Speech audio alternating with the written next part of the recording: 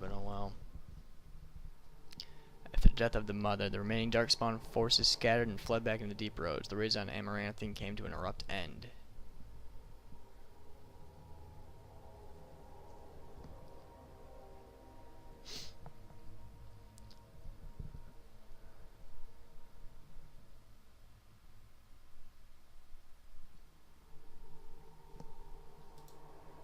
There we go. The architect apparently kept his word, gathering his remaining disciples to follow the rest of their kind back underground. Those Grey Warrens and other nations were appalled to hear the architect's continued existence, but were unable to track him down despite years of effort. Some within the Order have claimed that the architect's survival guarantees another blight, and yet the deep roads have lately been quieter than any can recall. Most have resignedly decided that it is now in the Maker's hands. The destruction of Amaranthine did not endear the Grey Wardens to the people of Ferelden. Although much of this citizenry wanted to forget the terrible event and get on with life, a small segment pledged to exact revenge against the Wardens. Yeah, fuck them. Persistent rumors that the Orlesians sent the commander of the Grey as part of a larger plot to retake or even destroy Ferelden only fanned that anti-Warden sentiment. The rumors grew until, inside a year, a mob appeared at the gates of Vigil's Keep. Although most of the rioters were shown mercy and survived the bloody clash, public opinion of the Grey Warrens turned sour for years until the Warrens led an effort to rebuild Amaranthine. Although the war devastated many farms in the Arling, all agreed the loss would have been greater without soldiers for protection. The farm holders developed a certain reverence for the Warden commander, as well as an ongoing reliance on the Grey Warrens for order and protection. The annals of the Grey Warrens hailed Commander Geoff's defense of Vigil's Keep as a crucial victory.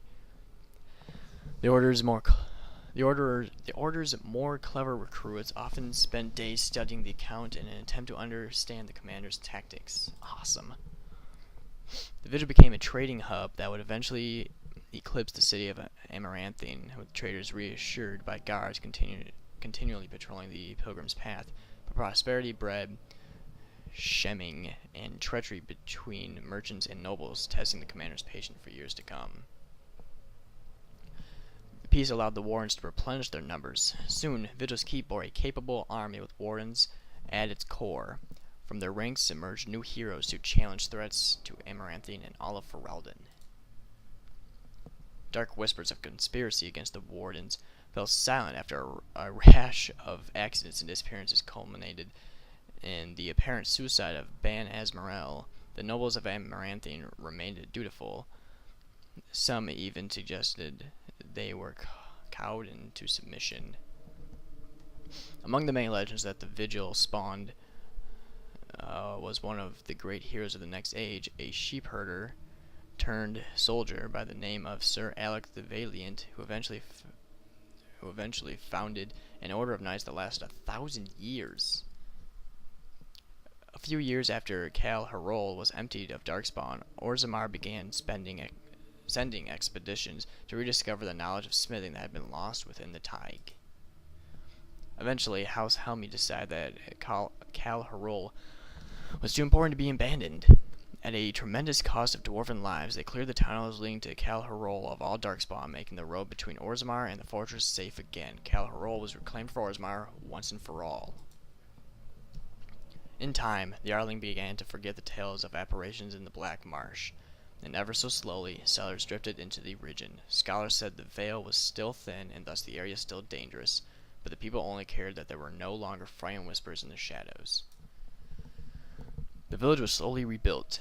Twice the Baroness's mansion was rebuilt and occupied, once by a wealthy merchant, and another time by an Orlesian mage. Both died mysteriously. Afterwards, the mansion was torn down completely and the site left untouched. Anders remained with the Grey Warrens for a few years longer, training the Order's next generation of mages. But when the Circle Tower called on him to deliver a lecture on the nature of the architect, much to the Templars' dismay, Anders told the commander of the Grey that his time with the Wardens was over. Now that Anders was no longer a warden, the Templars declared him apostate, finally catching the mage when he tried to destroy his phylactery. I can't talk. He escaped from the tower an 8th time, then a 9th time, before disappearing entirely. Valana never saw her clan again, but neither did she forsake her Dalish culture, nor her sharp tongue, nor her quick temper. After several years in the Grey Warrens, Valana disappeared one day. Most surmise that she left for the Deep Roads to resume the search for her sister, but no one knows for sure. After spending a number of years with the Wardens, Nathaniel realized the life was not for him. He disappeared from the barracks one evening, reportedly off to seek fortune outside Ferelden. Not long after the Darkspawn throws ended, Justice returned to Vigil's Keep and looked sadly into the sun. When one of the other Wardens asked what was amiss, he said simply, "I know what I must do." Kristoff's body slumped, dead. If the spirit itself remains alive, it has not shown itself. With the mother dead, Sigyn, I don't remember, seemed to lose her purpose. She withdrew from her friends in the Order and spoke to them less and less each day. One morning, Sigyn was simply absent, her bed made and her trunk emptied. A young recruit who had been up in the night said she had left for her calling, gone to finish what she started in Cal Herol. Nice. Oghren continued to regale young Warden recruits with tales of his prowess in both battle and bed. His drinking games prompted at least one recruit to declare that she'd rather reattempt the joining than lift another mug. Felsi returned to Vigil's Keep several times to see Oghren, usually bringing their toddler as well. Oghren's inability to act seriously wore on her, however, and her visits dwindled, then stopped altogether. If Oghren missed her, or his child, he never showed it. The commander's exploits became legends. As a noted orator and mediator, Geoff was often required to smooth out political conflicts. That agile mind made the commander difficult to read, and thus many grew distrustful of what lurked beneath the surface. At the least, life was never dull. Some years later, the commander of the Grey was abruptly called to the Warren's fortress at Weishaupt, departing the very evening that a small cutter docked at Amaranthine. Some suggested a new blight had begun close on the heels of the last, and that the commander had been called to action. Whatever the truth, he did not return to Vigil's Keep again. His legacy, however, shall be felt for many years to come.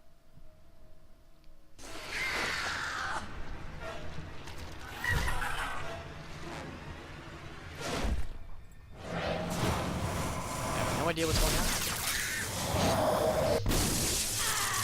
We're watching her death again. Guess it's kind of cool. And I guess we're just gonna walk off again.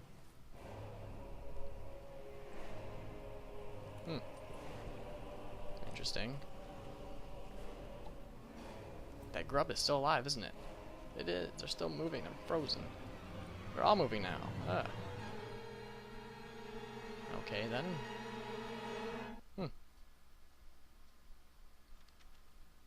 Awesome. Achievement unlocked, Awakening. So, there you guys have it. Dragon Age Awakening. I know, it's a very short trip, and mainly because I kind of did rush through it. If I care to, I might make another Orlesian Grey Warden and do this all again, but do more side quests. I doubt it, though, so don't get your hopes up on that. And if I do, I won't record it.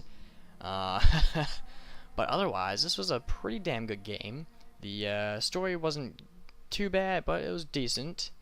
I can't wait to see if the Architect makes it into Dragon Age Origins 2, I guess, or Dragon Age 2.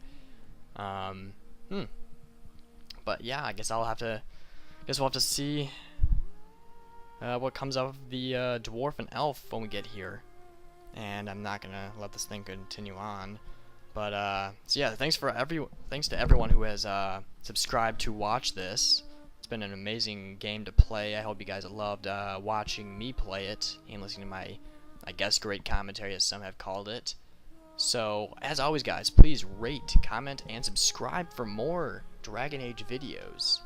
And I will see you guys next time. Thanks for watching, guys.